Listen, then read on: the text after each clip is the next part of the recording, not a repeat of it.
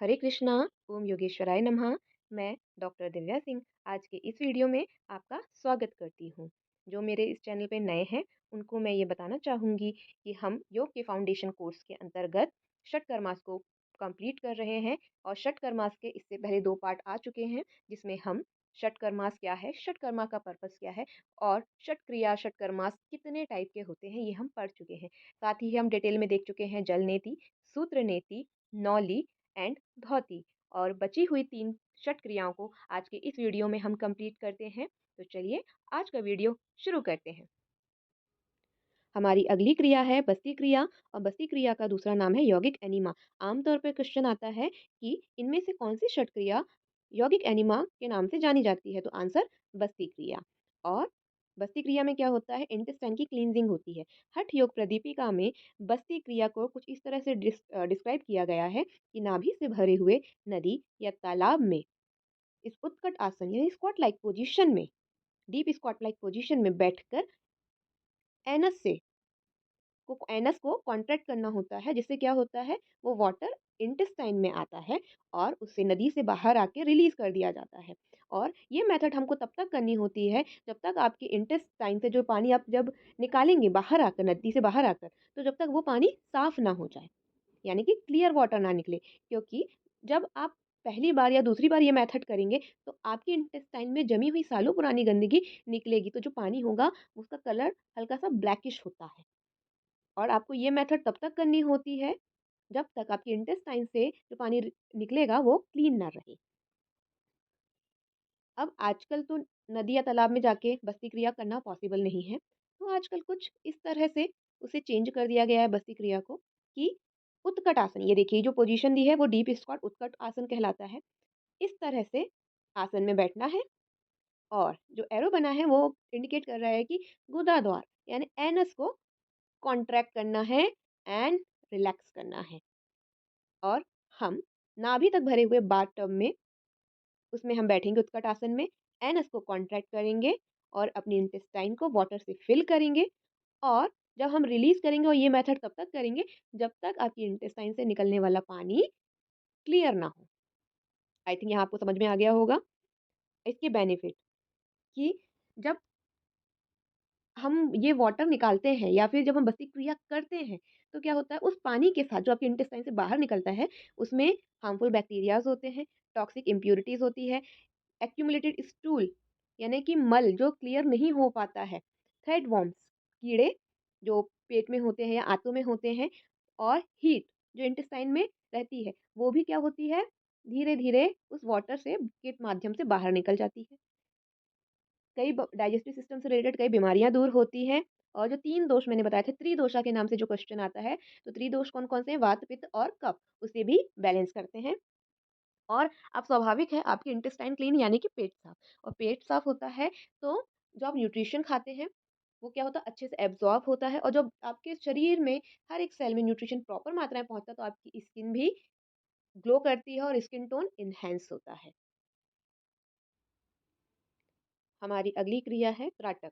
और त्राटक षट क्रियाओं में से सबसे सिंपलेस्ट इजी प्रक्रिया है। इसमें क्या होता है, आई लेवल पर एक कैंडल को जलाया जाता है और कंटिन्यू गेजिंग की जाती है, यानी कि अनिमेश गेजिंग। अनिमेश मतलब बिना पल के झपकाए कंटिन्यू मोमबत्ती की लौ को देखा जाता है।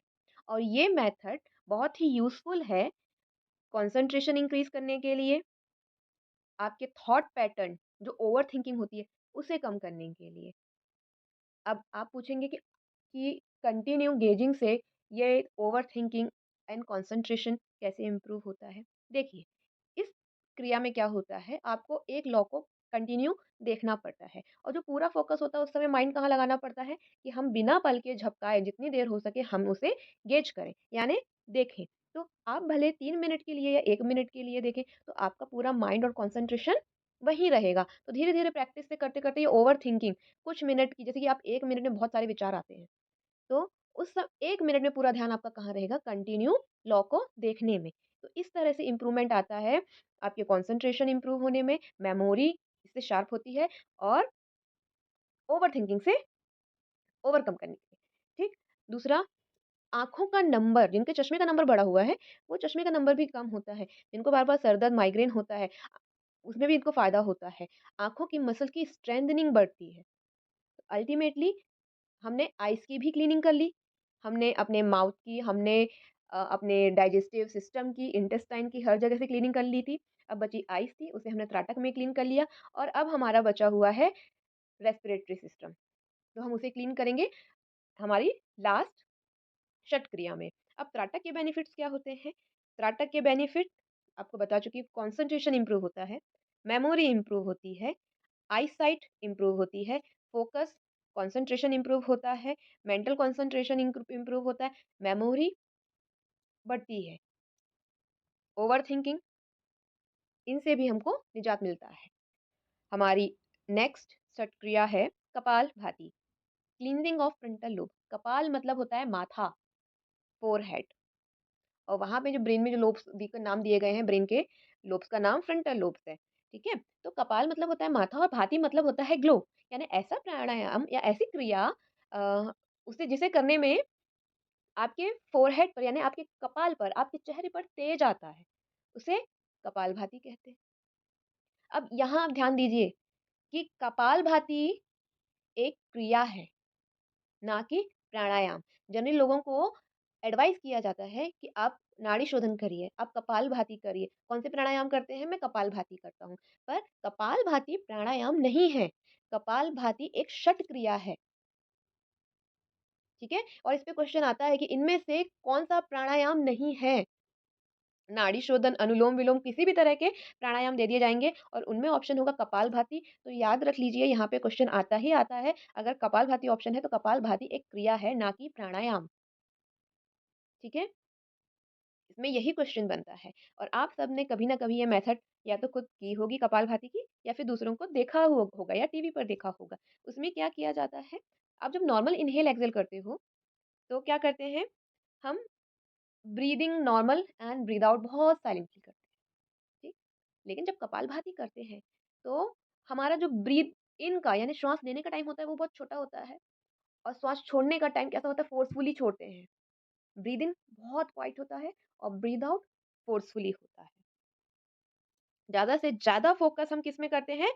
एक्सहेलेशन करने में, यानी श्वास छोड़ने में हम ज़्यादा फ़ोकस करते हैं, बजाय इन्हेल करने में। और नॉर्मली ब्रीथिंग में क्या होता है? हम इन्हेल करने पे ज़्यादा फ़ोकस करते हैं, बजाय एक्सहेल करने के। और कपालभाति के बेनिफिट्स क्या-क्या होते हैं, क्या फ़ायदे होते हैं? ये आपके रेस्पिरेटरी सिस्टम यानी कि श्वसन संस्थान के वहाँ जो ऑर्गन्स हैं, उनकी स्ट्रेंथनिंग के लिए बहुत यूज़फुल है।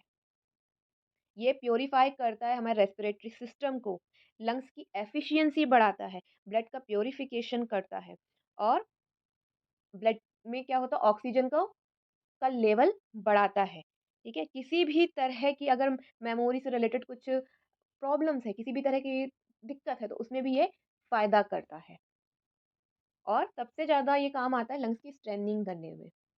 अगर आपको लगता है कि आप कहीं भी सीढ़ी चढ़ते-उतरते आप थक जाते हो, आप हाँफने लगते हो, तो कपालभाति को 50 राउंड के अराउंड आप पर डे से आप शुरू ये कर दीजिए करना। तो उससे क्या होगा, विदिन अ मंथ आपको डिफरेंस दिख जाएगा।